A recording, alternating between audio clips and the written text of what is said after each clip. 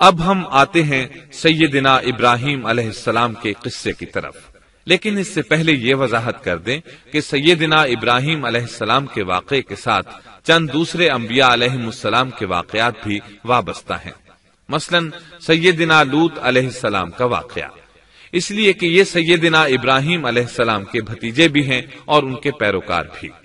اسی طرح آپ کے صاحبزادوں سیدنا اسماعیل اور سیدنا اسحاق علیہ السلام کے واقعات ساتھ ساتھ چلتے ہیں۔ اس کی وجہ یہ ہے کہ سیدنا اسماعیل علیہ السلام کی ولادت کے وقت ابراہیم علیہ السلام کی عمر 87 سال تھی، اور سیدنا اسحاق علیہ السلام کی پیدائش کے وقت سیدنا ابراہیم علیہ السلام کی عمر 100 سال تھی، جبکہ سیدنا ابراہیم علیہ السلام کی کل عمر 175 سال ہوئی، اس لیے ان کے واقعات ساتھ ساتھ چلتے ہیں۔ ابراہیم علیہ السلام کا قصہ سناتے ہوئے ان حضرات کا ذکر ساتھ ساتھ ضرور آئے گا، تو آئیے شروع کرتے ہیں قصہ ابراہیم علیہ السلام کا۔ صالح علیہ السلام کے بعد اللہ تعالیٰ نے سیدنا ابراہیم علیہ السلام کو مبعوث فرمایا۔ ابراہیم علیہ السلام جد الانبیاء ہیں، عظیم المرتبت اور اولو العزم پیغمبر ہیں۔ آپ کے والد کا نام طارق تھا، جبکہ اس کا لقب آزر تھا۔ آزر مدد کرنے والے کو کہتے ہیں۔ یہ شخص اپنے قبیلے کے افراد کی مدد کیا کرتا تھا، غمخواری کرتا تھا، اس لیے اس کا لقب آزر مشہور ہو گیا تھا۔ قرآن مجید میں ابراہیم علیہ السلام کا قصہ 73 مقامات پر ذکر ہوا ہے۔ یہ 73 مقامات 25 سورتوں میں ہیں، اور یہ بات ابراہیم علیہ السلام کے بلند مرتبت ہونے پر دلالت کرتی ہے۔ ابراہیم علیہ السلام بھی سام بن نوح علیہ السلام کی نسل سے ہیں۔ آپ کی پیدائش عراق کے مشہور شہر بابل میں ہوئی۔ یہ عراق کے شمال میں واقع تھا اور آج بھی موجود ہے۔ بہت بڑا شہر ہے، اس وقت بھی بڑی آبادی پر مشتمل تھا۔ یہاں بت پرستی عام ہو چکی تھی۔ اللہ تعالی سورۃ العنکبوت آیت 25 میں فرماتے ہیں، ابراہیم نے کہا کہ تم نے جن بتوں کی پرستش اللہ کے سوا کی ہے، انہیں تم نے اپنی آپس کی دنیاوی دوستی کے بنا پر معبود ٹھہرا لیا ہے۔ مطلب یہ کہ وہ لوگ اللہ کی عبادت بتوں کو اللہ کا شریک ٹھہرا کر کرتے تھے۔ ابراہیم علیہ السلام نے اپنے باپ سے اور اپنی قوم سے کہا کہ یہ مورتیاں جن کے تم مجاور بنے بیٹھے ہو کیا ہیں؟ انہوں نے جواب دیا، ہم نے اپنے باپ دادوں کو انہی کی عبادت کرتے پایا ہے۔ اللہ تعالیٰ ان کے بارے میں فرماتے ہیں، اے نبی، انہیں ابراہیم علیہ السلام کا قصہ سنا دو، جبکہ انہوں نے اپنے باپ اور اپنی قوم سے فرمایا، تم کس کی عبادت کرتے ہو؟ کہنے لگے، بتوں کی، ہم تو برابر ان کے مجاور بنے بیٹھے ہیں۔ ابراہیم علیہ السلام نے فرمایا، جب تم انہیں پکارتے ہو تو کیا وہ سنتے بھی ہیں یا تمہیں نفع اور نقصان پہنچا سکتے ہیں؟ انہوں نے کہا، یہ ہم کچھ نہیں جانتے، ہم نے تو اپنے باپ دادوں کو اسی طرح کرتے پایا ہے۔ مطلب یہ کہ یہ بت پرستی انہیں ورثے میں ملی تھی۔ وہ جن معبودوں کی عبادت کرتے تھے، نہ وہ ان کی پکار کو سنتے تھے، نہ ہی ان کے نفع و نقصان پر قادر تھے۔ اسی لیے ابراہیم علیہ السلام انہیں جھنجھوڑ رہے تھے، لیکن اندھی تقلید اور بشری عقل کے بیکار ہو جانے نے انہیں یہ سب سوچنے سے عاری کر دیا تھا۔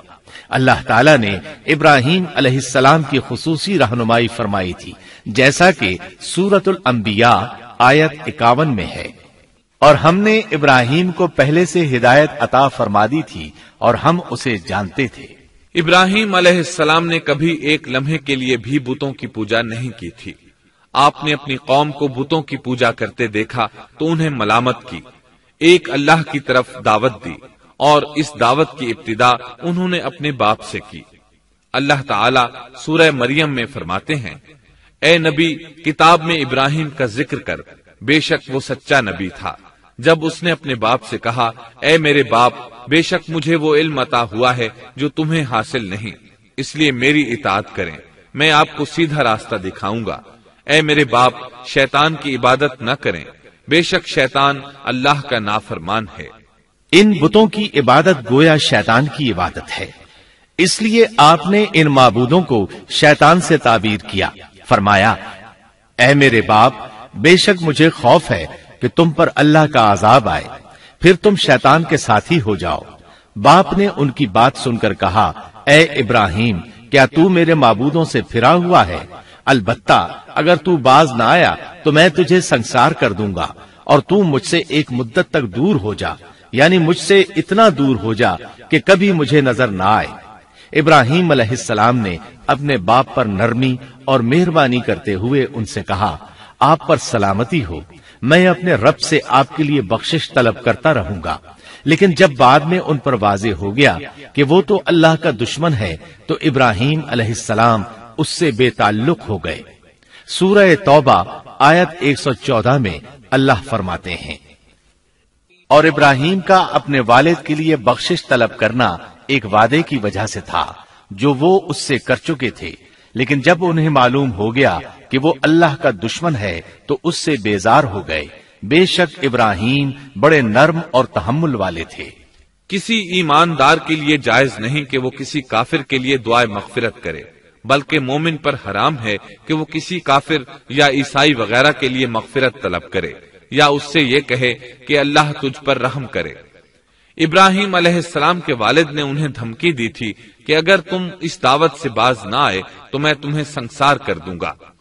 اس کے جواب میں ابراہیم علیہ السلام اپنے والد کے ساتھ انتہائی شفقت سے پیش آئے اور اس سے کہنے لگے، میں آپ کے لیے اپنے رب سے استغفار کرتا رہوں گا، اس لیے کہ آپ اپنے والد پر بے حد مہربان تھے۔ اسی لیے اللہ تعالیٰ بھی ابراہیم علیہ السلام پر بے حد مہربان تھے، اور آپ کا لقب خلیل الرحمن رکھ دیا گیا۔ خلت محبت کا وہ انتہائی درجہ ہے جس کے ساتھ دل محبت سے بھر جاتا ہے، یعنی وہ بہت سے لوگوں سے بڑھ کر اللہ تعالیٰ کو محبوب تھے۔ والد کے سخت جواب کے بعد ابراہیم علیہ السلام نے ان سے علیحدگی اختیار کر لی اور انہیں مخاطب کر کے فرمایا، میں تمہیں چھوڑتا ہوں اور جنہیں تم اللہ کے سوا پکارتے ہو ان کو بھی چھوڑتا ہوں، میں اپنے رب کو پکاروں گا، مجھے امید ہے میں اپنے رب کو پکار کر محروم نہیں رہوں گا۔ آپ اللہ کے پیارے اور پسندیدہ نبی تھے۔ جب آپ نے اپنی قوم کو توحید کی دعوت دی اس وقت آپ نوجوان تھے، آپ کی عمر 16 سال تھی۔ ساتھ میں آپ اس بات پر غور و فکر بھی کرتے کہ آخر یہ لوگ بتوں کی پوجا کیوں کرتے ہیں۔ آپ کا دل ان کے شرک پر بہت کوڑتا۔ آخر آپ نے مصمم ارادہ کر لیا کہ اس شر اور فساد کی جڑ کو کاٹ کر رہیں گے، یعنی ان بتوں کو توڑ کر رہیں گے۔ آپ اپنی قوم کو بتوں کو توڑ دینے کی دھمکی دیتے رہے۔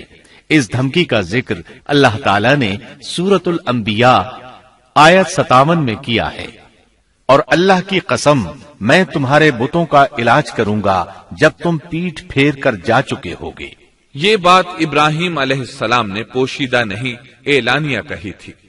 آخر انتظار کا وقت ختم ہوا، عید کا دن آ پہنچا۔ عید کے دن وہ لوگ صبح سویرے گھر سے نکلنے سے پہلے کھانا پکا کر اپنے معبودوں کے سامنے رکھتے تھے، پھر شہر سے باہر ایک میدان میں جمع ہوتے، وہاں کھیلتے کودتے خوشیاں مناتے، ناز سے چلتے پھرتے اور کھانا کھاتے۔ شام کو گھروں کی طرف آتے، صبح بتوں کے پاس جو کھانا رکھ گئے تھے اس کو اٹھاتے اور تبرک سمجھ کر کھا جاتے۔ اپنے معمول کے مطابق انہوں نے عید کی تیاری کر لی، لیکن ابراہیم علیہ السلام تیار نہ ہوئے، اس لیے کہ وہ تو ان کے ساتھ جانے کا ارادہ ہی نہیں رکھتے تھے۔ وہ لوگ جانے سے پہلے ابراہیم علیہ السلام کے پاس آئے اور کہنے لگے، کیا آپ ہمارے ساتھ نہیں جائیں گے؟ سیدنا ابراہیم علیہ السلام نے آسمان کی طرف نگاہ کی اور فرمایا، میں بیمار ہوں۔ یہ تمام واقعہ سورۃ الانبیاء آیات 51 تا 58 میں بیان ہوا ہے۔ یقیناً ہم نے ابراہیم کو پہلے سے ہدایت فرما دی تھی اور ہم اسے جانتے تھے، جبکہ اس نے اپنے باپ سے اور اپنی قوم سے کہا کہ یہ مورتیاں جن کے تم مجاور بنے بیٹھے ہو کیا ہیں؟ سب نے کہا، ہم نے اپنے باپ دادوں کو انہی کی عبادت کرتے پایا ہے۔ آپ نے فرمایا، پھر تو تم اور تمہارے باپ دادا سبھی یقیناً کھلی گمراہی میں مبتلا رہے۔ کہنے لگے، کیا آپ سچ مچ ہمارے پاس حق لائے ہیں یا یوں ہی مذاق کر رہے ہیں؟ آپ نے فرمایا، نہیں نہیں، در حقیقت تم سب کا پروردگار تو وہ ہے جو آسمان و زمین کا مالک ہے، جس نے انہیں پیدا کیا ہے۔ میں تو ایسی بات کا گواہ اور قائل ہوں، اور اللہ کی قسم میں تمہارے ان معبودوں کا علاج تمہاری غیر موجودگی میں کروں گا۔ پس اس نے ان سب کے ٹکڑے کر دیے، البتہ صرف بڑے بت کو چھوڑ دیا، یہ اس لیے کیا کہ وہ سب اس کی طرف لوٹے۔ ابراہیم علیہ السلام نے لوگوں کے ساتھ عیدگاہ جانے سے انکار کیا اور عذر پیش کیا کہ وہ بیمار ہیں۔ وہ لوگ آپ کو چھوڑ کر چلے گئے۔ بعد میں ابراہیم علیہ السلام ان بتوں کے پاس گئے، دیکھا کہ ان کے سامنے کھانا پڑا ہے۔ چونکہ سب لوگ کھانا لائے تھے اس لیے یہ کھانا بہت زیادہ تھا، لیکن ان جھوٹے معبودوں نے اسے کھانا تو درکنار اس کو چھوا تک نہ تھا۔ ابراہیم علیہ السلام نے انہیں مخاطب کر کے کہا، یہ اتنا کھانا تمہارے سامنے پڑا ہے، تم اس کو کھاتے کیوں نہیں؟ تمہیں کیا ہو گیا کہ بات تک نہیں کرتے؟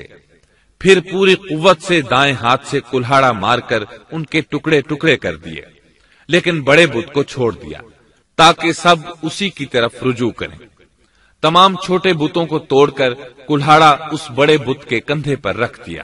مشرکین میلے سے لوٹے تو دیکھا ان کے سارے معبود اوندھے منہ ٹوٹے پھوٹے پڑے ہیں، ان کے تمام معبودوں کو توڑ دیا گیا تھا۔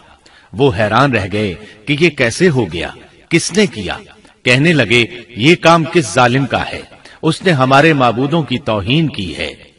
اس وقت جن لوگوں نے ابراہیم علیہ السلام کا وہ کلام سنا تھا انہیں ان کا خیال آ گیا، کہنے لگے، وہ نوجوان جس کا نام ابراہیم ہے اسے ہم نے اپنے بتوں کی مذمت کرتے سنا ہے۔ اللہ کی قدرت کہ ابراہیم علیہ السلام کا جو مقصد تھا وہ خود بخود پورا ہو رہا تھا۔ قوم کے لوگ مشورہ کر رہے تھے کہ سب کو جمع کرو اور اسے بلاؤ، پھر اسے سزا دو۔ چنانچہ تمام اہل باطل چھوٹے بڑے جمع ہو گئے، کارروائی شروع ہو گئی۔ کہنے لگے، اے ابراہیم، ہمارے معبودوں کے ساتھ یہ لغو حرکت تو نے کی ہے۔ ابراہیم علیہ السلام نے جواب دیا، یہ کام تو اس بڑے بت کا ہے، مجھ سے کیوں پوچھتے ہو؟ تم اپنے معبودوں سے کیوں نہیں پوچھ لیتے کہ ان کے ٹکڑے کس نے اڑائے ہیں؟ ابراہیم علیہ السلام کا جواب سن کر وہ سب سوچ میں پڑ گئے، پھر کہنے لگے، ہم نے بڑی غلطی کی، اپنے معبودوں کے پاس کسی کو حفاظت کے لیے نہیں چھوڑا۔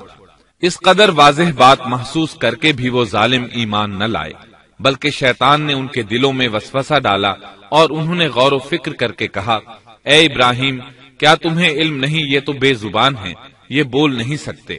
اب ابراہیم علیہ السلام نے فرمایا، تب پھر تم اللہ کے سوا اس چیز کی عبادت کرتے ہو جو تمہیں کچھ بھی نفع نہ دے سکے اور نہ نقصان پہنچا سکے۔ تعجب ہے تم پر اور ان پر بھی جنہیں تم اللہ کے سوا پکارتے ہو، کیا تم میں بالکل عقل نہیں؟ اس طرح ابراہیم علیہ السلام نے ان پر حقیقت خوب اچھی طرح واضح کر دی۔ ان سے فرمایا، تم ان کی پوجا کرتے ہو جن کو تم خود تراشتے ہو، یعنی ان کا حال تو یہ ہے کہ تم نے ان کو خود اپنے ہاتھوں سے تراشا اور ان کی عبادت کرنے لگے، جبکہ تمہیں اور تمہاری بنائی ہوئی چیزوں کو اللہ ہی نے پیدا کیا ہے۔ ابراہیم علیہ السلام نے ایک کلہاڑے کی مدد سے ان سب بتوں کو تہس نہس کر دیا تھا۔ یہ اس بات کی واضح ترین نشانی تھی کہ یہ بالکل بے بس ہیں، لیکن اس واضح نشانی کے باوجود وہ اپنے کفر ہی پر ڈٹے رہے اور لگے ابراہیم علیہ السلام کو دھمکیاں دینے۔ کہنے لگے، اس کے لیے ایک آتش کدہ بناؤ اور اسے اس دہکتی آگ میں ڈال دو۔ پھر ان لوگوں نے ایک چٹیل میدان کا انتخاب کیا جہاں مٹی نام کی کوئی چیز نہیں تھی۔ اس میدان کو پتھروں کی باڑ کے ساتھ گھیر دیا گیا۔ پھر سب لوگوں کو حکم دیا گیا کہ وہ لکڑیاں جمع کر کے اس گھیری ہوئی جگہ میں رکھیں۔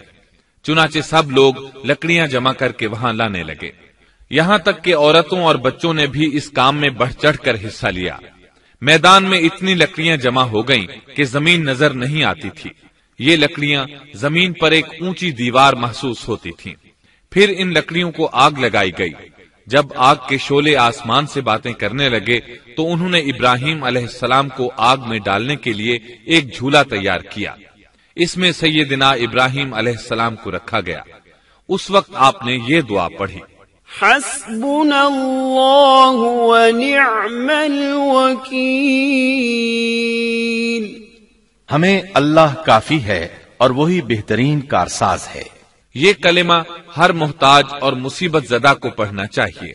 بخاری میں ہے، رسول اللہ صلی اللہ علیہ وسلم نے فرمایا، حسبنا اللہ و نعم الوکیل ابراہیم علیہ السلام نے اس وقت فرمایا تھا جب انہیں آگ میں پھینکا جانے لگا تھا۔ مطلب یہ کہ ہم اللہ ہی پر بھروسہ کرتے ہیں، اس کے سوا ہمارا کسی پر بھروسہ نہیں۔ بعض روایات میں یہ بھی ہے کہ جب ابراہیم علیہ السلام کو آگ میں ڈالا جانے لگا تو جبریل علیہ السلام آئے اور کہا، اے ابراہیم، کوئی حاجت ہے تو میں حاضر ہوں۔ ابراہیم علیہ السلام نے فرمایا، اگر تم اپنی مرضی سے آئے ہو تو مجھے تمہاری کوئی ضرورت نہیں۔ ایک دوسری روایت میں ہے کہ بارش کے فرشتے نے حاضر ہو کر کہا تھا، اے ابراہیم، مجھے حکم دیجئے میں بارش برسا کر اس آگ کو بجھا دوں۔ لیکن ایسی تمام روایات ضعیف ہیں۔ یوں بھی اللہ کا حکم ان سے پہلے کام کرنے والا تھا۔ اللہ تعالی سورہ انبیاء آیت 69 اور 70 میں فرماتے ہیں، ہم نے کہا اے آگ ابراہیم پر ٹھنڈی ہو جا اور سلامتی والی ہو جا، گو انہوں نے ابراہیم کا برا چاہا لیکن ہم نے انہیں ہی نقصان پانے والا کر دیا۔ چنانچہ جب ابراہیم علیہ السلام کو آگ میں ڈالا گیا تو وہ ٹھنڈی ہو گئی۔ ابن عباس رضی اللہ عنہما فرماتے ہیں، اگر اللہ تعالیٰ آگ سے یہ نہ فرماتے کہ سلامتی والی ٹھنڈی ہو جا تو وہ اس قدر سرد ہو جاتی کہ اس کی ٹھنڈک سے تکلیف محسوس ہوتی۔ گویا آگ بھی اللہ کے حکم کے بغیر نہیں جلا سکتی، چھری اللہ کے حکم کے بغیر نہیں کاٹ سکتی، اس لیے کہ یہ بھی اللہ کی مخلوق ہیں اور ان کی قدرت بھی اللہ کے پاس ہے۔ وہ چاہے تو ان کو قدرت عطا کر دے، چاہے تو قدرت واپس لے لے۔ آگ کو ٹھنڈا ہونے کا حکم ہوا، وہ ٹھنڈی ہو گئی۔ اس نے نہ ابراہیم علیہ السلام کے کپڑے جلائے، نہ جسم کے کسی حصے کو کوئی نقصان پہنچایا، صرف وہ رسیاں جلائیں جن سے آپ کو باندھا گیا تھا۔ سبحان اللہ۔ لوگ آگ کے گرد اس انتظار میں کھڑے تھے کہ جو ہی انہیں آگ میں پھینکا جائے گا وہ جل کر راکھ ہو جائیں گے، لیکن وہ یہ دیکھ کر حیران رہ گئے کہ ابراہیم علیہ السلام بڑے ناز سے آگ کے درمیان بیٹھے ہیں۔ بعض روایات میں ہے کہ ابراہیم علیہ السلام فرمایا کرتے تھے، مجھے ان دنوں جو راحت اور سکون حاصل تھا ویسا آگ سے نکلنے کے بعد نہیں ہوا۔ لوگ اس معجزے کو دیکھ کر حیرت زدہ تھے۔ پھر ابراہیم علیہ السلام آگ سے نکلے۔ اتنا بڑا معجزہ دیکھنے کے باوجود لوط علیہ السلام کے سوا کوئی شخص پورے بابل شہر سے ان پر ایمان نہ لایا۔ اللہ تعالیٰ فرماتے ہیں، پس ابراہیم پر لوط ایمان لائے۔ مطلب یہ کہ پوری بستی سے لوط علیہ السلام تھے جو آپ پر ایمان لائے تھے، باقی تمام لوگ کفر ہی پر ڈٹے رہے۔ ابراہیم علیہ السلام ان کا رویہ دیکھ کر نا امید ہو گئے کہ اس سے بڑھ کر یہ کون سا معجزہ دیکھنا چاہتے ہیں۔ ان کے بتوں کو توڑ دیا گیا، اپنی آنکھوں سے اللہ کی نشانی ان لوگوں نے دیکھی، پھر بھی یہ ایمان نہیں لائے، چنانچہ آپ نے وہاں سے ہجرت کا ارادہ فرما لیا۔ اس وقت بابل پر نمرود نامی بادشاہ کی حکومت تھی۔ کہا جاتا ہے کہ زمین کے بیشتر حصے پر اسی کی حکمرانی تھی۔ جب اس کے پاس یہ خبریں پہنچیں کہ ابراہیم علیہ السلام کو آگ میں ڈالا گیا لیکن آگ نے انہیں نہیں جلایا، تو اس نے ابراہیم علیہ السلام کو اپنے دربار میں پیش کرنے کا حکم دیا۔ ابراہیم علیہ السلام کو وہاں لایا گیا۔ نمرود نے ان سے ان کے رب کے بارے میں سوال کیا۔ اللہ تعالیٰ سورۃ البقرہ آیت 258 میں فرماتے ہیں، کیا تو نے اس شخص کو نہیں دیکھا جس نے ابراہیم سے اس کے رب کے متعلق جھگڑا کیا، اس لیے کہ اللہ نے اسے سلطنت دی تھی۔ ایک روایت میں ہے کہ 4 بادشاہوں نے زمین کے بیشتر حصے پر حکمرانی کی ہے، ان میں سے ایک نمرود ہے۔ نمرود اپنے وقت کا حاکم و بادشاہ تھا۔ ابراہیم علیہ السلام سے جب اس کی اللہ تعالیٰ کے بارے میں بات چیت ہوئی تو ابراہیم علیہ السلام نے کہا، میرا رب وہ ہے جو زندہ کرتا ہے اور مارتا ہے۔ جواب میں اس نے کہا، میں بھی زندہ کرتا ہوں اور مارتا ہوں۔ چنانچہ اس نے حکم دیا کہ جیل سے 2 آدمیوں کو لے آؤ۔ جیل سے 2 ایسے آدمیوں کو لایا گیا جن کے لیے سزائے موت کا فیصلہ ہو چکا تھا۔ اس نے ان میں سے ایک کے قتل کا حکم دیا، دوسرے کو معاف کر دیا۔ اس سے اس نے یہ ثابت کرنا چاہا کہ وہ بھی زندہ کر سکتا ہے اور موت دے سکتا ہے، اور کہنے لگا، دیکھ لو، میرے حکم سے لوگ مرتے ہیں اور میرے حکم سے انہیں زندگی ملتی ہے۔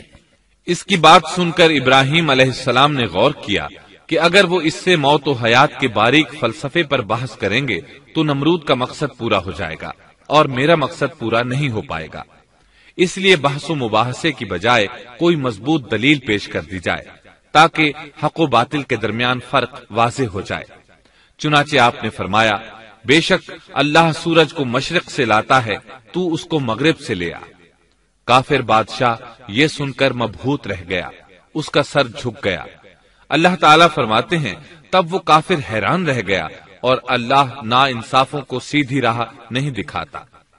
ان تمام باتوں کے بعد نمرود کو یہ معلوم کرنے کی ضرورت نہیں رہی کہ ابراہیم علیہ السلام آگ سے کیسے نجات پا گئے، کیونکہ حقیقت اس پر آشکار ہو چکی تھی۔ وہ جان گیا تھا کہ اصل معاملہ کیا ہے۔ چنانچہ اس نے ابراہیم علیہ السلام سے کہا، آپ اس ملک سے نکل جائیے، ہم آپ کو یہاں نہیں رہنے دیں گے۔ ابراہیم علیہ السلام نے عراق کو خیرباد کہا اور شام کی طرف ہجرت کر گئے۔ یہاں آ کر وہ حران نامی بستی میں مقیم ہوئے۔ اسی جگہ آپ نے اپنے چچا ہاران کی بیٹی سیدہ سارہ علیہ السلام سے شادی کی۔ اللہ تعالیٰ اس ہجرت کے بارے میں فرماتے ہیں، اور ہم اسے یعنی ابراہیم اور لوط کو بچا کر اس زمین کی طرف لے آئے جس میں ہم نے جہان کے لیے برکت رکھی تھی۔ جب آپ حران کے مقام پر پہنچے تو وہیں ٹھہر گئے، وہیں رہنے لگے۔ یہاں آ کر آپ کا شمار بنو حران میں ہونے لگا۔ آپ لوگوں کو اسی شہر میں رہنے کی دعوت دیتے۔ اس شہر کے لوگ بتوں کی پوجا نہیں کرتے تھے بلکہ ستاروں کو پوجتے تھے۔ ابراہیم علیہ السلام نے جب ان کی یہ حالت دیکھی تو ارادہ کر لیا کہ ان لوگوں کو بتائیں گے کہ ستاروں کی عبادت کرنا باطل ہے۔ یہ لوگ چونکہ نجوم پرست تھے اس لیے ان کی عبادت کا وقت رات کو ہوتا تھا، اور یہ لوگ رات کے وقت عبادت کرتے تھے کیونکہ ان کے معبود یعنی ستارے رات ہی کو طلوع ہوتے ہیں۔ چنانچہ ابراہیم علیہ السلام انہیں یہ دکھانے کے لیے کہ ان چیزوں کی عبادت باطل ہے ایک دن ان کے ساتھ نکلے۔ اللہ نے آسمان کے دروازے کھول دیے تو ابراہیم علیہ السلام نے چاند، ستاروں، سیاروں اور آسمان و زمین کی سلطنت کو دیکھا۔ اللہ تعالیٰ نے ابراہیم علیہ السلام سے تمام پردے ختم کر دیے جو عام طور پر لوگوں کی آنکھوں پر ہوتے ہیں، اور انہوں نے وہ کچھ دیکھا جسے آج کی رصد گاہیں بھی نہیں دیکھ سکتی۔ اللہ تعالیٰ سورۃ الانعام آیت 75 میں فرماتے ہیں، اور اسی طرح ہم نے ابراہیم کو آسمان اور زمین کی سلطنت کا مشاہدہ کرا دیا تاکہ وہ یقین کرنے والوں میں سے ہو جائے۔ بعض مفسرین نے لکھا ہے کہ یہ سب کچھ اللہ تعالیٰ نے ابراہیم علیہ السلام کو اس لیے دکھایا تھا کہ وہ ستاروں کی پرستش کرتے تھے۔ پھر اللہ تعالیٰ نے اپنی عبادت کی طرف ان کی رہنمائی فرمائی۔ جن مفسرین نے یہ بات لکھی وہ غلطی پر ہیں، کیونکہ ایک جلیل القدر رسول کے متعلق ایسا گمان کرنا کبیرہ گناہ ہے۔ آسمان اور زمین کی سلطنت اور دیگر معجزات دکھانے کے بعد اللہ تعالیٰ فرماتے ہیں، آسمان اور زمین کی پیدائش یقیناً انسان کی پیدائش سے بہت بڑا کام ہے۔ اللہ تعالیٰ ایک دوسرے مقام پر فرماتے ہیں، آسمان اور زمین میں بہت سی نشانیاں ہیں جن سے یہ منہ موڑ کر گزر جاتے ہیں۔ ابراہیم علیہ السلام حران شہر کے ستارہ پرستوں کو لے کر ایک رات نکلے۔ اچانک ایک ستارہ طلوع ہوا، اس کی چمک دمک بہت تھی، شکل صورت کے لحاظ سے بھی بہت خوبصورت تھا۔ اس وقت ابراہیم علیہ السلام نے بطور مذاق کہا، یہ میرا رب ہے۔ لیکن جب وہ ستارہ کچھ دیر بعد چھپ گیا تو کہنے لگے، یہ تو غروب ہو گیا، یہ رب کیسے ہو سکتا ہے؟ جو چھپ جائے وہ رب نہیں ہو سکتا، پس میں تو غروب ہونے والوں کو پسند نہیں کرتا۔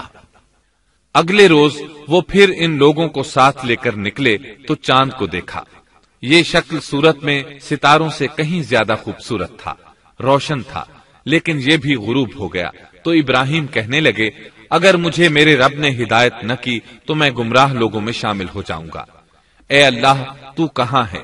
اپنی طرف میری رہنمائی کر۔ ان باتوں سے ابراہیم علیہ السلام ان لوگوں کو غور و فکر کی دعوت دے رہے تھے تاکہ وہ غور کریں، آخر رب چھپ کیسے سکتا ہے؟ اگر چاند رب ہے اور دن کے وقت کسی کو اپنے معبود کی حاجت ہوگی تو وہ کیا کرے گا؟ لہذا چاند کسی صورت رب نہیں ہو سکتا۔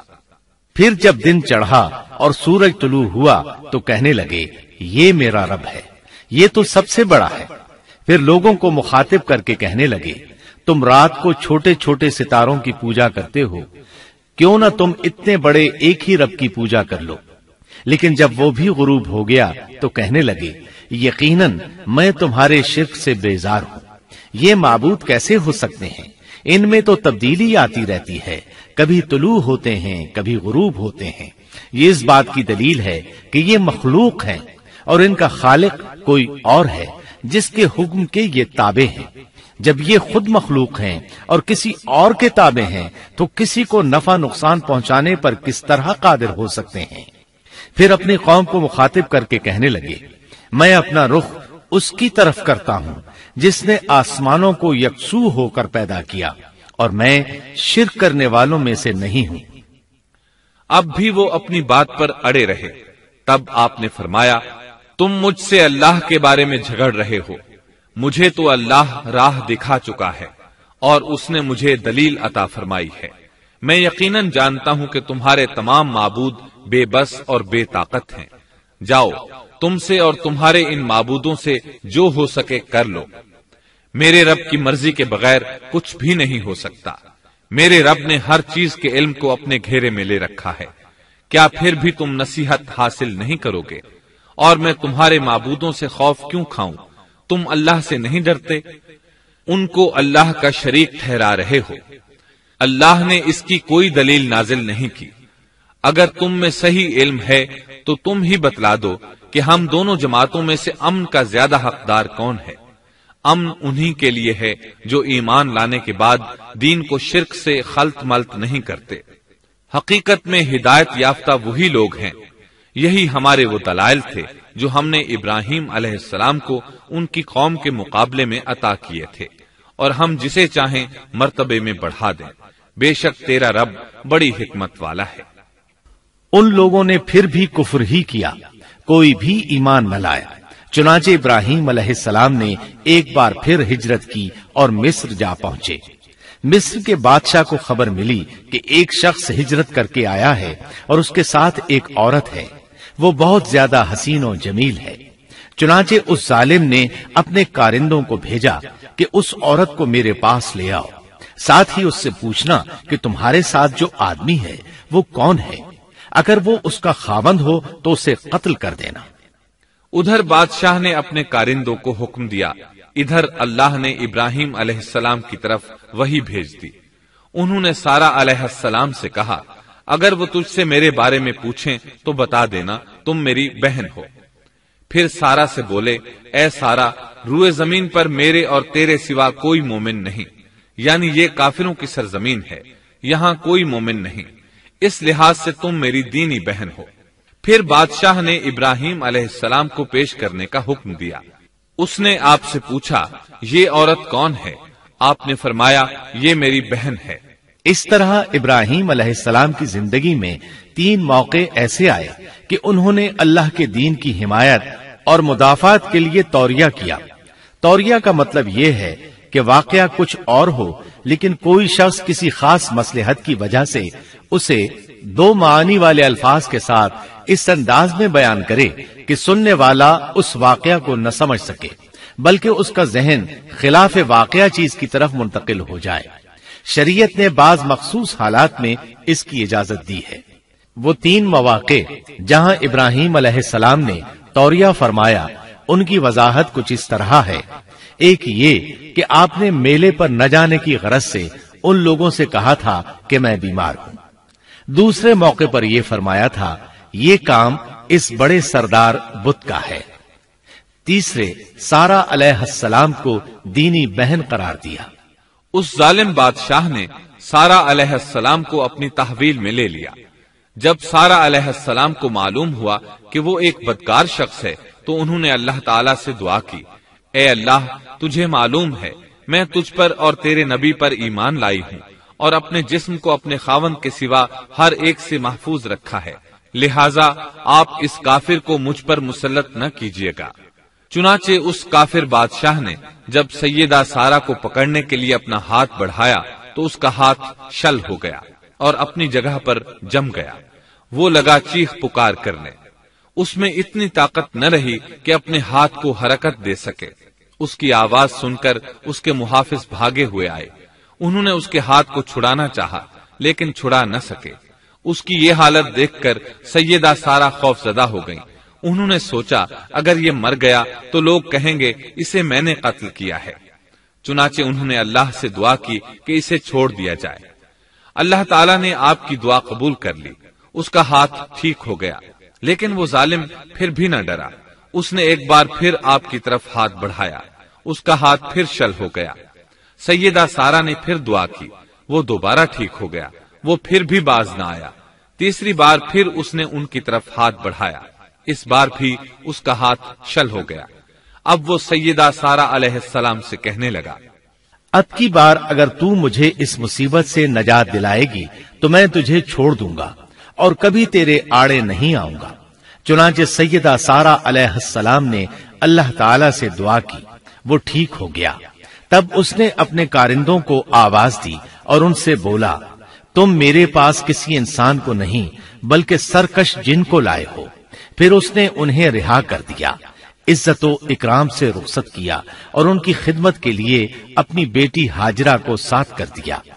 سارا علیہ السلام واپس لوٹی تو دیکھا کہ ابراہیم علیہ السلام نماز پڑھ رہے ہیں۔ نماز کے بعد انہوں نے پوچھا، سارا اس نے تمہارے ساتھ کیا سلوک کیا؟ سیدہ سارا علیہ السلام نے سارا واقعہ سنا دیا۔ سن کر آپ نے فرمایا، الحمدللہ۔ پھر بولے، اب ہم یہاں نہیں رہیں گے بلکہ واپس جائیں گے۔ چنانچہ آپ ایک بار پھر فلسطین میں آ گئے، وہیں اپنی زندگی بسر کرنے لگے۔ اب ہم آگے بڑھتے ہیں۔ جب آپ فلسطین میں مستقل طور پر رہائش پذیر ہوئے تو لوط علیہ السلام بھی آپ کے ساتھ تھے۔ لوط علیہ السلام آپ کے بھتیجے تھے، ان کے والد کا نام ہاران تھا۔ یہ بچپن ہی سے سیدنا ابراہیم علیہ السلام کے زیر سایہ رہے، انہی کے ہاں پرورش پائی، اس لیے دین حق فوراً قبول کر لیا۔ جب سیدنا ابراہیم علیہ السلام نے عراق سے شام کی طرف ہجرت کی تو یہ آپ کے ساتھ تھے، وہاں سے حران گئے تب بھی ساتھ تھے، پھر مصر کی طرف ہجرت کی تو بھی لوط علیہ السلام ان کے ساتھ تھے۔ آخر کار جب آپ نے مصر کو بھی خیر بات کہا اور فلسطین آ گئے تب بھی یہ ساتھ تھے۔ اب ابراہیم علیہ السلام نے لوط علیہ السلام کو حکم دیا کہ وہ بستی سدوم کی طرف چلے جائیں، اس لیے کہ اس بستی کے لوگ کفر کی انتہائی گہرائی میں جا چکے ہیں، انہیں کفر و شرک سے نکالنے کے لیے وہاں جائیں، انہیں اللہ کے احکام سنائیں، اللہ کی طرف دعوت دیں۔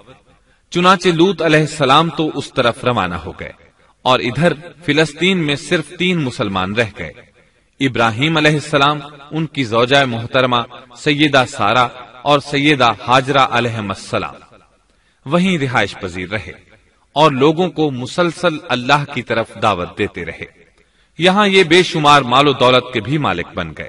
جب ان کی عمر 85 یا 86 سال ہوئی تو سارا علیہ السلام نے سوچا، میں بانجھ ہوں، میرے خاوند بوڑھے ہیں لیکن اولاد کی تمنا ہے، تو کیوں نہ میں اپنی لونڈی ہاجرہ ہدیے اور تحفے کے طور پر ابراہیم علیہ السلام کو دے دوں۔ چنانچہ ہاجرہ ابراہیم علیہ السلام کو مل گئیں، انہوں نے ان سے شادی کر لی۔ اللہ رب العزت نے جلد ہی ان کے بطن سے آپ کو اسماعیل علیہ السلام عطا فرمائے۔ ہاجرہ علیہ السلام کے ماں بننے پر اور ان کی اولاد کو دیکھ کر سیدہ سارا علیہ السلام کو فطری طور پر غیرت کا احساس ہوا۔ اللہ کی قدرت دیکھیے، خود ہی انہیں ہاجرہ کو تحفے میں دیا تاکہ اولاد حاصل ہو، اور جب وہ ماں بن گئیں تو اب غیرت محسوس کر رہی ہیں۔ اپنی اس کیفیت سے مجبور ہو کر سیدہ سارا نے ابراہیم علیہ السلام سے کہا، آپ مجھے اس کے ساتھ ایک جگہ پر نہ رکھیں۔ مورخین اور سیرت نگار لکھتے ہیں کہ ہاجرہ علیہ السلام ایک نطاق پہنا کرتی تھی، یعنی وہ جسم کے درمیان ایک لمبا کپڑا لٹکا لیتی تھیں تاکہ وہ کپڑا گھسٹ گھسٹ کر قدموں کے نشانات مٹا دے اور سارا کو نظر نہ آئے، کیونکہ سارا غیرت کی حد کو پہنچ چکی تھی۔ ابراہیم علیہ السلام نے جب سارا علیہ السلام کے اندر غیرت کے آثار دیکھے تو ہاجرہ کو ان کی نگاہوں سے دور کر دیا۔ ادھر اللہ کا حکم بھی نازل ہو گیا کہ اپنی بیوی ہاجرہ اور دودھ پیتے بچے اسماعیل کو ساتھ لے لیں اور مکہ کی طرف رخ کر لیں۔ ابراہیم علیہ السلام مکہ کی طرف روانہ ہوئے، یہاں تک کہ مکہ پہنچ گئے۔ یہ جگہ اس وقت بالکل ویران اور بے آباد تھی، نہ کوئی انسان تھا نہ پانی، نہ نباتات کے آثار تھے، غرض کوئی چیز نظر نہیں آتی تھی، بس پہاڑوں کے درمیان ایک بے آب و گیاہ میدان تھا۔ یہی وہ مقدس اور تاریخی وادی تھی جہاں ابراہیم علیہ السلام اپنی زوجہ اور لخت جگر کو چھوڑ کر واپس پلٹے۔ سیدہ ہاجرہ علیہ السلام کو بہت حیرت ہوئی۔ انہیں یہ امید نہیں تھی کہ ان کے خاوند انہیں ایک بے آباد جگہ تنہا چھوڑ کر چل دیں گے۔ اس پر بچے کی ذمہ داری الگ تھی، چنانچہ انہوں نے ابراہیم علیہ السلام کو آواز دی، لیکن انہوں نے مڑ کر بھی نہ دیکھا۔ اب وہ ان کے پیچھے آئیں اور قریب پہنچ کر بولی، اے ابراہیم، ہمیں کہاں چھوڑے جا رہے ہو؟ یہاں نہ پانی، نہ خوراک، نہ کوئی انسان۔ ابراہیم علیہ السلام نے پھر بھی کوئی جواب نہ دیا، کوئی پریشانی بھی ظاہر نہ کی اور چلتے رہے۔ سیدہ ہاجرہ بھی آپ کے پیچھے چلتی رہیں اور پوچھتی رہیں کہ ہمیں کس کے حوالے کر کے جا رہے ہیں؟ یہاں تو کوئی بھی جاندار نہیں، مکمل طور پر بے آباد علاقہ ہے۔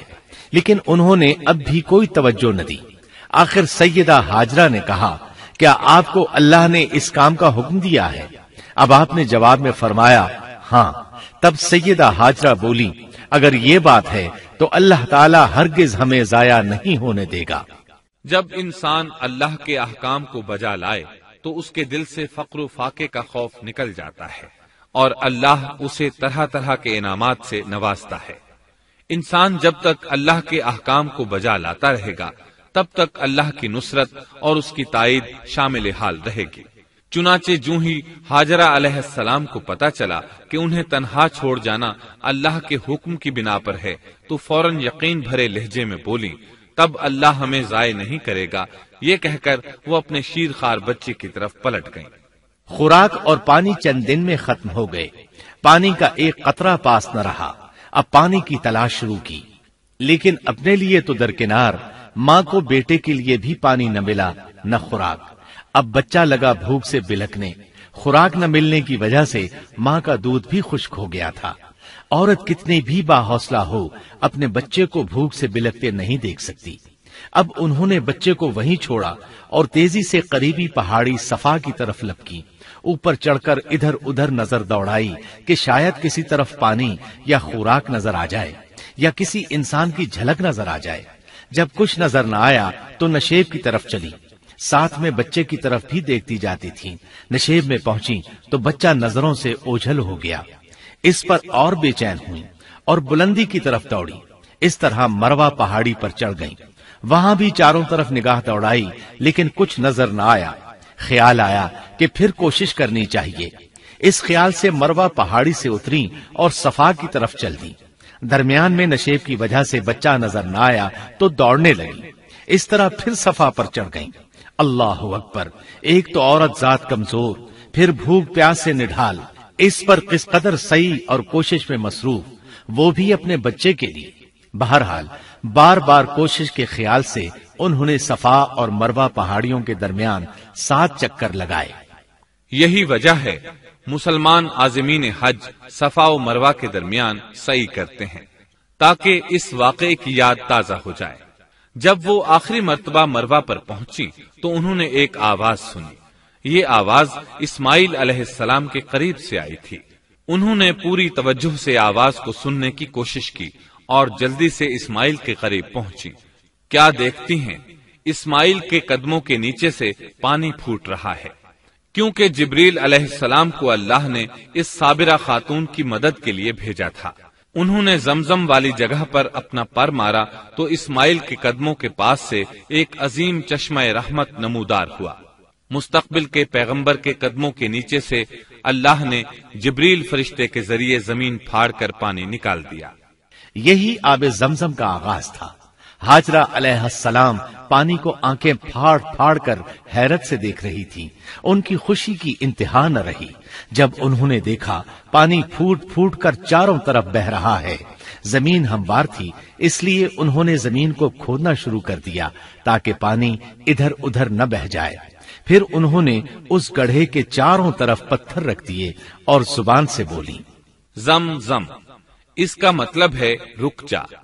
نبی اکرم صلی اللہ علیہ وسلم کا فرمان ہے، اللہ اسماعیل کی والدہ پر رحم فرمائے، اگر وہ جلد بازی سے کام نہ لیتی تو زمزم ایک بہنے والا چشمہ ہوتا، لیکن انہوں نے اس کے گرد بند باندھ دیا۔ انہیں دراصل اس وقت پانی کی شدید ضرورت تھی، اس لیے انہوں نے پانی کو اپنے پاس جمع کر لیا تاکہ بہہ کر ضائع نہ ہو جائے۔ انہوں نے اسماعیل کو پانی پلایا، خود بھی خوب پیا، اور یہ اللہ تعالی کی طرف سے ان کی مہمان نوازی تھی۔ وہاں کوئی اور انسان نہیں تھا، نہ کھانے کی کوئی چیز تھی، بس یہی آب زمزم ان کے لیے کھانے اور پینے کا کام دے رہا تھا۔ اب چونکہ زمزم ایک چشمہ بن گیا تھا، اس لیے پرندے بھی آنے لگے۔ انہی دنوں عرب کے قبیلوں میں سے ایک قبیلہ بنو جرہم یمن کو خیر باد کہہ کر اس طرف آ رہا تھا۔ یمن میں ایک بہت بڑا ڈیم تھا، پہاڑوں کے درمیان انہوں نے پانی کو روک کر ایک بہت بڑا بند قائم کر رکھا تھا، اس سے پورا سال آسانی سے کھیتی باڑی کرتے تھے۔ اس ڈیم کی بدولت ان کا آب پاشی کا نظام بہت اچھا تھا۔ جب اس ڈیم کو اللہ تعالیٰ نے توڑا تو تمام لوگ وہاں سے منتشر ہو گئے اور جزیرہ عرب کے اطراف میں منتقل ہونے لگے۔ وہیں سے ہجرت کرنے والا ایک قبیلہ بنو جرہم تھا۔ یہ لوگ بنیادی طور پر عرب تھے۔ یہ قبیلہ سفر میں رہتا، جہاں کہیں پانی اور چراگاہ نظر آتے وہیں پڑاؤ ڈال دیتے۔ جب وہاں خوراک ختم ہو جاتی تو آگے سفر شروع کر دیتے۔ چونکہ وہ بہت بڑے تاجر تھے، اس بنا پر ان راستوں سے خوب واقف تھے۔ انہیں چشموں کا خوب علم تھا۔ ملک شام کی طرف بھی ان کی آمد و رفت تھی۔ یہ قبیلہ بنو جرہم مکہ کے قریب پہنچا تو فضا میں پرندوں کو منڈلاتے پایا۔ کہنے لگے ان پرندوں کی موجودگی میں ضرور کوئی راز ہے۔ اب انہوں نے اپنے کچھ آدمی اس طرف بھیجے۔ یہ لوگ جلد ہی چشمے تک پہنچ گئے۔ انہوں نے وہاں ایک عورت اور اس کے بچے کو پایا۔ پھر وہ لوگ ان کے پاس آئے، وہاں پڑاؤ ڈالنے کی اجازت مانگی۔ سیدہ ہاجرہ نے فرمایا، ٹھیک ہے، لیکن شرط یہ ہے کہ تمہیں اجرت ادا کرنا ہوگی۔ ان کے لیے یہ سستا سودا تھا۔ ان کے پورے قبیلے کو سامان زندگی مل رہا تھا، جبکہ صرف ایک عورت اور اس کے بیٹے کی ذمہ داری ان پر عائد ہو رہی تھی۔ انہوں نے فوراً حامی بھر لی اور وہاں رہائش اختیار کر لی۔ اس طرح یہ لوگ سیدہ ہاجرہ علیہ السلام کی معیشت کا ذریعہ بن گئے، اور اس طرح سیدنا اسماعیل علیہ السلام بنو جرہم میں پرورش پاتے رہے۔ انہوں نے ان لوگوں سے عربی سیکھ لی اور ان سے بھی زیادہ عربی دان بن گئے، فصاحت اور بلاغت سے عربی میں بات چیت کرنے لگے۔ پھر ان کی اس قبیلے میں شادی ہو گئی۔ ان کی اولاد سے عرب قوم کا آغاز ہوا۔ انہی میں سے سرور کائنات محمد صلی اللہ علیہ وسلم کی ولادت باسعادت ہوئی۔ بنو جرہم کی آمد اور آبادی ابراہیم علیہ السلام کی دعا کا نتیجہ تھی۔ جب انہوں نے اپنی بیوی اور بچے یعنی دو کمزور انسانوں کو اس ویران جگہ چھوڑا تھا تو یہ دعا مانگی تھی، اے ہمارے پروردگار، میں نے اپنی کچھ اولاد اس بے آباد جنگل میں تیرے حرمت والے گھر کے پاس بسائی ہے۔ یہاں یہ سوال پیدا ہوتا ہے کہ کیا اس وقت بیت اللہ کی تعمیر ہو چکی تھی؟ درست بات یہ ہے کہ اس وقت خانہ کعبہ کی تعمیر نہیں ہوئی تھی۔ پھر سوال پیدا ہوتا ہے کہ کیا ابراہیم علیہ السلام کے زمانے سے پہلے اس کی تعمیر ہو چکی تھی یا صرف جگہ ہی معروف تھی؟ اس بارے میں دو طرح کی روایات ہیں۔ بعض میں آتا ہے کہ صرف اس کی جگہ معروف تھی، اور بعض میں ہے کہ ابراہیم علیہ السلام سے پہلے شیس علیہ السلام نے اس کو تعمیر کیا تھا، اور وہ گردش ایام کے ساتھ ساتھ منہدم ہو کر ختم ہو گیا۔ لیکن بہرحال اس کی جگہ معلوم تھی اور وہی پہلا گھر تھا، جیسا کہ اللہ نے خبر دی ہے۔ اللہ تعالیٰ نے پہلا گھر جو لوگوں کے لیے مقرر کیا تھا وہی ہے جو مکہ میں ہے، اور وہ پوری دنیا کے لیے برکت اور ہدایت والا ہے۔ ابراہیم علیہ السلام نے اللہ تعالی سے یہ دعا مانگی تھی، اے ہمارے پروردگار، میں نے اپنی کچھ اولاد اس بے کھیتی کے جنگل میں تیرے حرمت والے گھر کے پاس بسائی ہے۔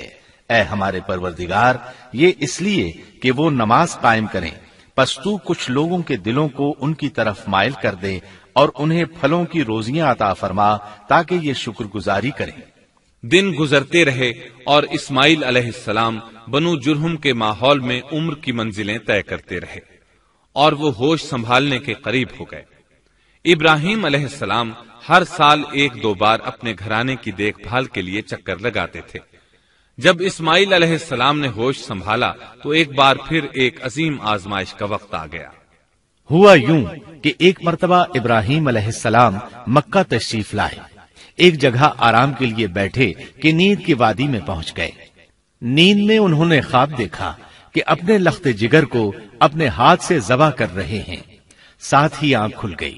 ابراہیم علیہ السلام جانتے تھے کہ انبیاء کرام کے خواب حقیقت ہوتے ہیں، اللہ کی طرف سے وحی ہوتے ہیں، اور شیطان کسی صورت ان کے خواب میں نہیں آ سکتا، لہذا انہوں نے اس خواب کے مطابق عمل کرنے کا پختہ ارادہ کر لیا، کسی قسم کی پریشانی کا شکار نہ ہوئے۔ اللہ رب العزت نے اس عظیم اور تعجب خیز واقعے کا قرآن مجید میں ذکر کرتے ہوئے فرمایا، اور ابراہیم نے کہا میں تو ہجرت کر کے اپنے پروردگار کی طرف جانے والا ہوں، وہ ضرور میری رہنمائی کرے گا۔ اے میرے رب، مجھے نیک بخت اولاد عطا فرما۔ تو ہم نے ایک بردبار بچے کی بشارت دی۔ پھر جب بچہ اتنی عمر کو پہنچا کہ اس کے ساتھ چلنے پھرنے لگا تو ابراہیم نے کہا میرے پیارے بیٹے، میں نے خواب دیکھا ہے کہ میں تجھے ذبح کر رہا ہوں، اب تو بتا تیری کیا رائے ہے؟ یہاں سوال پیدا ہوتا ہے کہ ابراہیم علیہ السلام نے اسماعیل علیہ السلام سے مشورہ کیوں لیا؟ وہ چاہتے تو اسماعیل کو سوتے میں ذبح کر دیتے، اس طرح اللہ کا حکم بجا لاتے۔ وہ بیٹے کے پاس کیوں گئے اور ان سے مشورہ کیوں لیا؟ جی ہاں، یہ مسئلہ یاد رکھنے کے قابل ہے کہ ہر مسلمان پر لازم ہے کہ وہ اپنے دوسرے مسلمان بھائی کو اجر و ثواب میں شامل کرنے کی کوشش کرے۔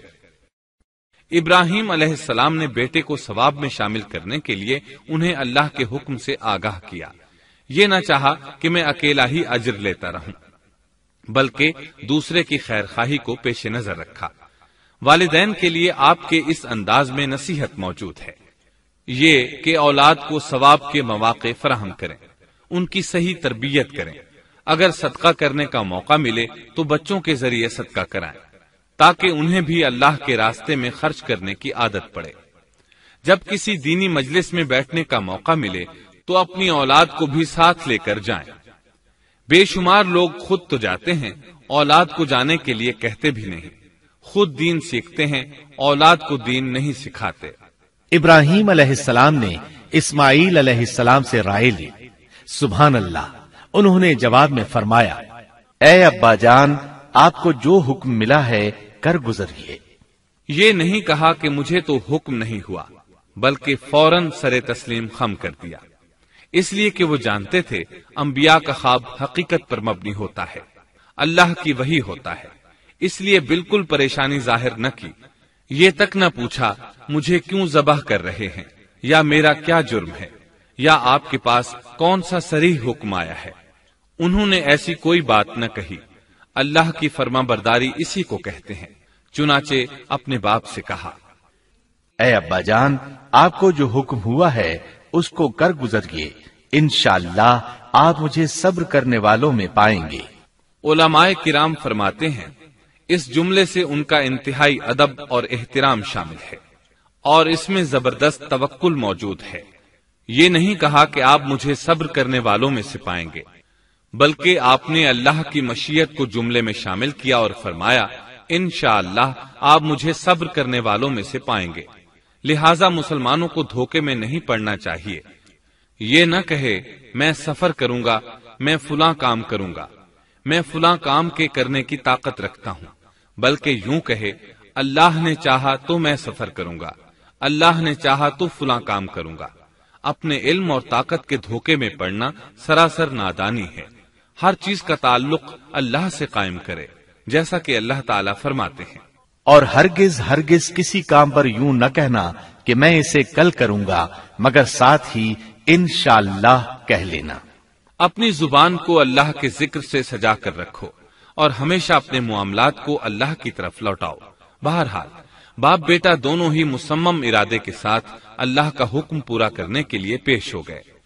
اسماعیل علیہ السلام نے اپنے والد محترم سیدنا ابراہیم علیہ السلام سے کہا جب آپ مجھے ذبح کرنے لگیں تو میری پیشانی کو زمین پر رکھ دیجیے گا تاکہ آپ کو میرا چہرہ نظر نہ آئے اور کہیں آپ کے ہاتھ رک نہ جائیں، چہرہ دیکھ کر آپ پر شفقت پدری غالب نہ آ جائے۔ اب ابراہیم علیہ السلام نے بیٹے کی پیشانی پکڑ کر زمین پر لٹا دیا، جیسا کہ اللہ تعالی نے فرمایا۔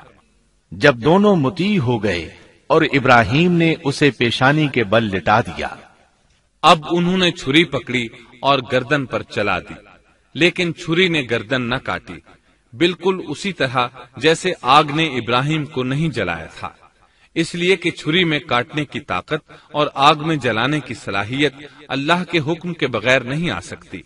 اللہ نے دونوں سے یہ طاقتیں سلب کر لی۔ اب ابراہیم زور لگا رہے ہیں، ادھر اسماعیل علیہ السلام کہہ رہے ہیں ابا جان جلدی کیجئے، چھری چلائیے۔ اللہ تعالیٰ نے اس واقعے کا ذکر یوں فرمایا ہے، جب وہ دونوں مطیع ہو گئے اور ابراہیم نے اسے پیشانی کے بل لٹا دیا۔ اس مطیع ہونے سے مراد اللہ کے حکم کو نافذ کرنا ہے۔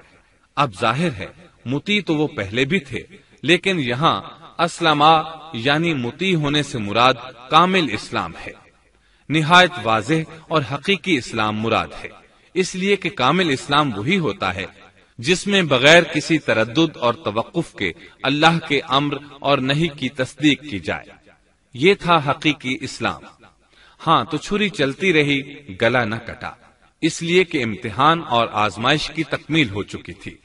یہ بات ثابت ہو چکی تھی کہ اللہ کا حکم نافذ کرنے میں دونوں پوری طرح کوشاں ہیں۔ اللہ تعالیٰ بھی فرما برداری ہی کا صلہ عطا فرماتے ہیں، چنانچہ آواز آئی، قد صدقت الرؤيا، ہم نے اسے پکارا، اے ابراہیم تو نے خواب کو سچ کر دکھایا، یقیناً ہم اسی طرح نیکوکاروں کو جزا دیا کرتے ہیں، یقیناً یہ ایک کھلی آزمائش تھی۔ تاریخ کا ایک عظیم ترین امتحان اور کڑی آزمائش دنیا کو آج بھی حیرت میں ڈال دیتی ہے۔ کون ہے جو بیٹے کو ذبح کرنے پر تیار ہو جائے، خاص طور پر اس صورت میں جب اولاد بھی اکلوتی ہو، جس کی وجہ سے 86 سال کے بعد آنگن میں بہار آئی ہو۔ پھر اس کی قربانی کا بھی واضح حکم نہیں دیا گیا تھا، اشارتاً خواب میں رہنمائی کی گئی تھی۔ آپ کہہ سکتے تھے یہ قتل اور سنگین جرم ہے، کہہ سکتے تھے اپنے بیٹے کو کس جرم میں قتل کروں، لیکن آپ نے بغیر کسی تعامل کے سر تسلیم خم کر دیا اور اس عظیم امتحان میں کامیاب ہوئے۔ اللہ فرماتے ہیں، وَإِبْرَاهِيمَ الَّذِي وَفَّى، اور ابراہیم وہ ہیں جنہوں نے وفاداری کی۔ اس آیت میں یہ نہیں بتایا گیا کہ کس چیز میں وفاداری کی، اس لیے کہ وہ تو ہر معاملے میں مکمل طور پر وفاداری کا مظاہرہ کر چکے تھے۔ آگ میں ڈالے جانے والا معاملہ، بیوی اور بچے کو لق و دق میدان میں چھوڑ آنے کا معاملہ، پھر ذبح کا امتحان، تعمیر بیت اللہ کی مشقت، غرض ہر معاملے میں وفادار تھے، حتیٰ کہ اپنا مال اللہ کے راستے میں خرچ کرنے میں اس قدر وفادار کہ ابو زیفان کے لقب سے مشہور ہو گئے۔ اس کا معنی ہے مہمان نواز۔ کسی مہمان کو دسترخوان پر اپنے ساتھ بٹھائے بغیر ایک لقمہ نہیں کھاتے تھے، باہر نکلتے مہمان تلاش کرتے، پھر اس کے ساتھ مل کر کھانا کھاتے، مہمان نہ ملتا تو سخت غمگین ہو جاتے۔ اس طرح انہوں نے اللہ کے ہر حکم کی پاسداری کی۔ ذبح والے اس امتحان کا اللہ نے انہیں کیا صلہ دیا؟ اللہ فرماتے ہیں، ہم نے اسے عظیم ذبیحے کا بدلہ عطا کیا۔ ہاں تو ہم بتا رہے تھے چھری نے گلا نہ کاٹا۔ ایسے میں ابراہیم علیہ السلام نے ایک آواز سنی، آواز پیچھے سے آئی تھی۔ انہوں نے مڑ کر دیکھا، جبریل علیہ السلام نظر آئے۔ وہ آسمان سے ایک مینڈھا لے کر آئے تھے، دنیا کے مینڈھوں میں سے نہیں بلکہ جنت کا مینڈھا لائے تھے۔ سیدنا عبداللہ بن عباس رضی اللہ عنہما سے روایت ہے کہ وہ مینڈھا جنت میں 40 سال تک چرتا رہا۔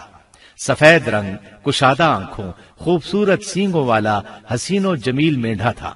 بہرحال یہ ابراہیم علیہ السلام کی وفاداری کا بدلہ تھا جو اسماعیل علیہ السلام کے فدیے میں دیا گیا، اور پوری امت مسلمہ کے لیے حکم ہو گیا کہ اللہ کی رضا کے لیے قربانی اور ہدی پیش کرتے رہیں۔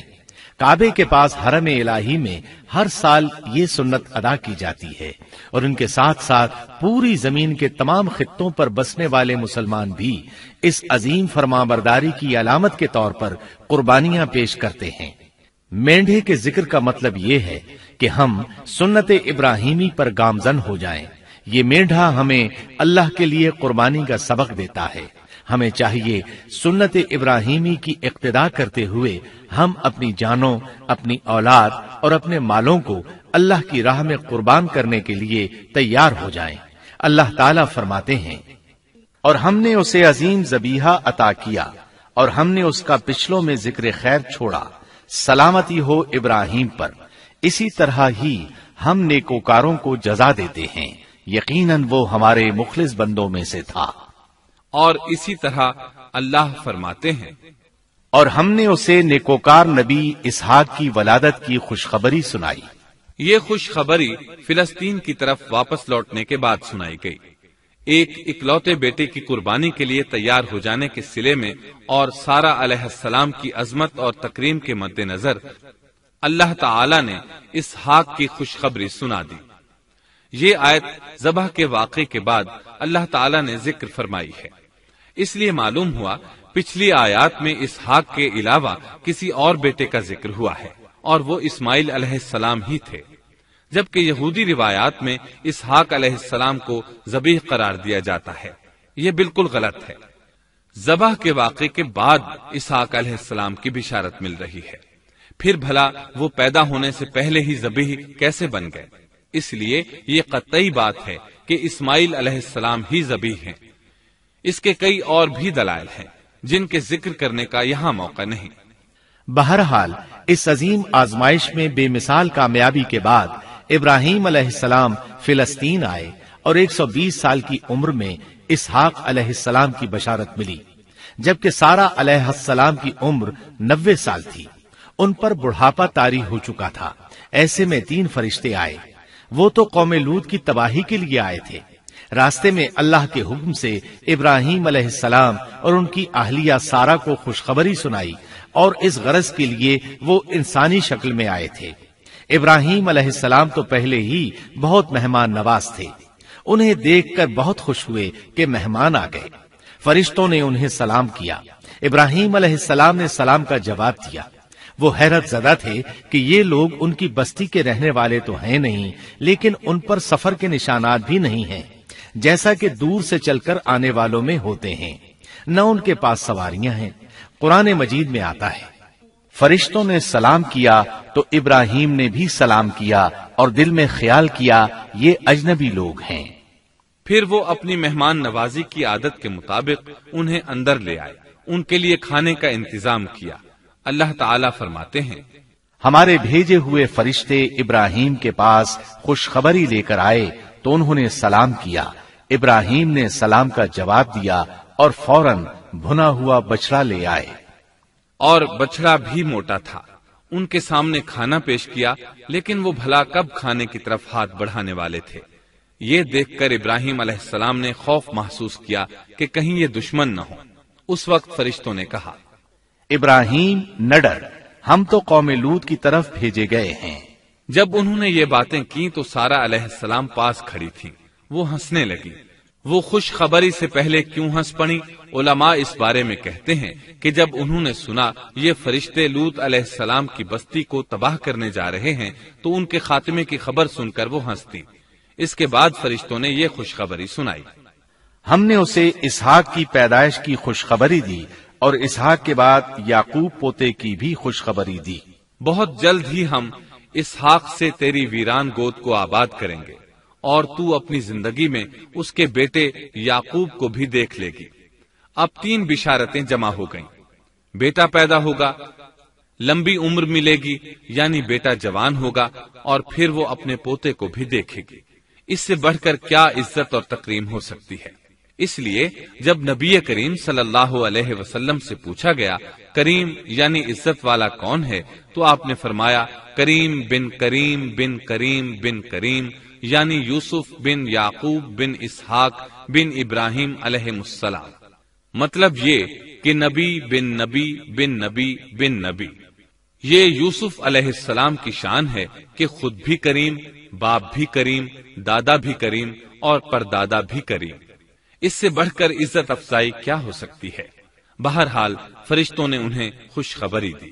پھر انہوں نے ابراہیم کو ایک صاحب علم لڑکے کی بشارت دی۔ خوشخبری سن کر سیدہ سارہ حیران ہوئی، مارے حیرت کے منہ سے ہلکی سی چیخ نکل گئی۔ انہوں نے اپنے رخسار پر ہاتھ مارا جیسا کہ عورتوں کی عادت ہوتی ہے، کہنے لگی، ہائے افسوس، کیا میں بچہ جنوں گی حالانکہ میں بانجھ ہوں اور میرے خاوند بوڑھے ہیں؟ یہ تو حیرت کی بات ہے۔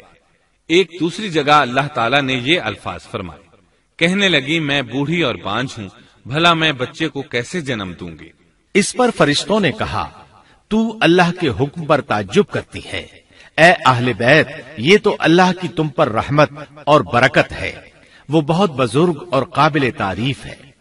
دوسری آیت میں ہے، انہوں نے کہا، اسی طرح تیرے رب نے فیصلہ کیا ہے اور ہمیں کہا ہے، یقیناً وہ بہت حکمت والا ہے اور علم رکھنے والا ہے۔ یہ تھی اسحاق علیہ السلام کی ولادت کی خوشخبری۔ ابراہیم علیہ السلام مکے میں سیدنا اسماعیل علیہ السلام سے ملنے کے لیے آتے رہتے تھے۔ ایک روز آئے تو ان سے کہا، اے میرے بیٹے، اللہ تعالیٰ نے مجھے حکم دیا ہے کہ اس مقام پر اللہ کا گھر تعمیر کرنا۔ اسماعیل علیہ السلام نے فوراً کہا، میں حاضر ہوں۔ اس طرح انہوں نے کھدائی شروع کی۔ ایسے میں انہیں شیس علیہ السلام کی تعمیر کے آثار نظر آئے، انہوں نے اس پر تعمیر شروع کر دی۔ ایک روایت میں یہ بھی ہے کہ انہوں نے فرشتوں والی بنیادوں کے آثار بھی دیکھے۔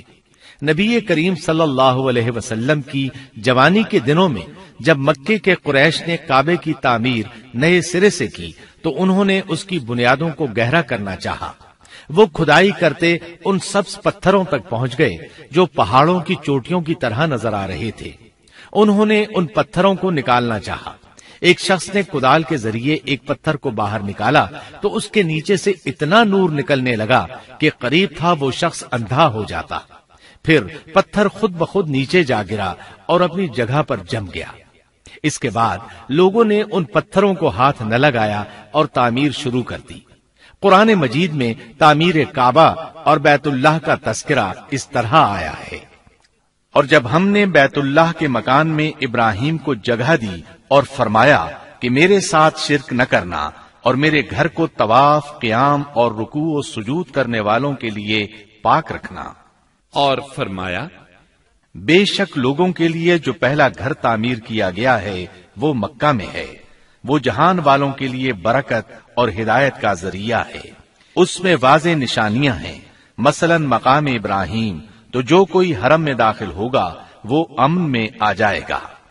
اور فرمایا، اور یاد کرو اس وقت کو جب ابراہیم کو اس کے پروردگار نے کئی باتوں کے ذریعے آزمایا، وہ ان میں پورے اترے تو اللہ نے فرمایا، میں آپ کو تمام لوگوں کا امام بنا رہا ہوں۔ ابراہیم نے کہا، اے میرے رب، میری اولاد میں سے بھی امام بنائیے۔ جواب میں اللہ نے فرمایا، میرا امامت کا وعدہ ظالم لوگوں کے لیے نہیں ہے۔ اور اس وقت کو یاد کرو جب ہم نے بیت اللہ کو ثواب اور امن کی جگہ بنا دیا اور لوگوں نے مقام ابراہیم کو جائے نماز بنا لیا۔ ہم نے ابراہیم کو حکم دیا کہ میرے گھر کو طواف، اعتکاف، رکوع اور سجود کے لیے پاک رکھو، اور وہ وقت بھی یاد رکھو جب ابراہیم نے دعا کی، اے پروردگار، اس شہر کو امن والا بنا دے اور اس کے مومن بندوں کو پھلوں کا رزق عطا کر۔ اللہ تعالیٰ نے فرمایا، میں کافروں کو بھی تھوڑا فائدہ دوں گا، پھر انہیں آگ کے عذاب کی طرف بے بس کر دوں گا، یہ پہنچنے کی جگہ بری ہے۔ اور وہ وقت یاد کرو جب ابراہیم اور اسماعیل بیت اللہ کی بنیادوں کو بلند کر رہے تھے اور دعا مانگ رہے تھے، اے ہمارے رب، ہماری محنت کو قبول فرما، تو دعا کو سننے والا، جاننے والا ہے، اور ہمیں اپنا فرما بردار بنا، ہماری اولاد میں سے بھی ایک فرما بردار گروہ بنا، اور ہمیں عبادت کا طریقہ سکھا اور ہم پر رجوع فرما، کیونکہ تو ہی توبہ قبول کرنے اور رحم فرمانے والا ہے۔ اے ہمارے رب، ان لوگوں میں انہی میں سے ایک رسول بھیج جو ان پر تیری آیات کی تلاوت کرے اور انہیں کتاب و حکمت سکھائے، انہیں پاک کرے، یقیناً تو غالب حکمت والا ہے۔ تعمیر کے دوران جب ابراہیم علیہ السلام اس مقام تک پہنچے جہاں آج حجر اسود ہے تو اللہ تعالیٰ نے جنت سے ایک سفید پتھر بھیجا۔ حدیث میں ہے یہ پتھر نہایت سفید تھا، اب سیاہ ہو گیا ہے۔ انسانوں کی غلطیاں اس کے سیاہ ہونے کا سبب بنی۔ جب دیواریں انسانی قد کے برابر ہو گئیں تو اسماعیل علیہ السلام ایک پتھر لے آئے۔ اب ابراہیم علیہ السلام اس پتھر پر کھڑے ہوئے۔ وہ ننگے پاؤں تھے۔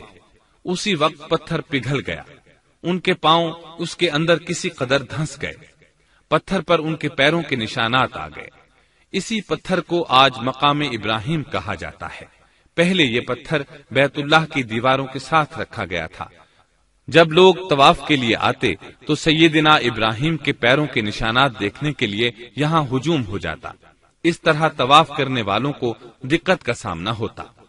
سیدنا عمر رضی اللہ عنہ نے صحابہ کرام کے مشورے سے اس پتھر کو اس جگہ سے قدرے ہٹا کر نماز کی صفوں کے قریب کر دیا تاکہ طواف کرنے والوں کو دقت نہ ہو۔ یہ مقام بہت مقدس ہے۔ اللہ نے فرمایا ہے، تم مقام ابراہیم کو جائے نماز مقرر کر لو۔ مقام ابراہیم کے قریب اس کے پیچھے ہو کر نماز پڑھنے کا موقع مل جائے تو لازماً وہاں 2 رکعت ادا کیا کرو۔ موقع نہ ملے تو پھر پوری مسجد حرام میں طواف سے فراغت والی 2 رکعت پڑھ لیا کرو۔ اس طرح کعبہ تعمیر ہوا۔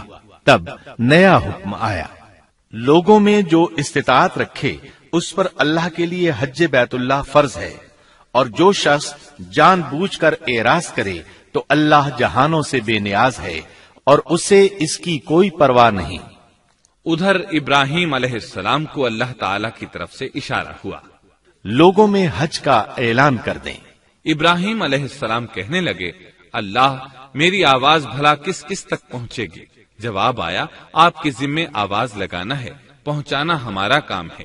چنانچہ آپ عرفات کے ایک پہاڑ پر چڑھے اور آواز لگائی، لوگو بیت الحرام کا حج کرو۔ اللہ تعالیٰ نے معجزانہ طور پر یہ آواز تمام انسانوں تک پہنچا دی، خواہ وہ پیدا ہوئے تھے یا نہیں۔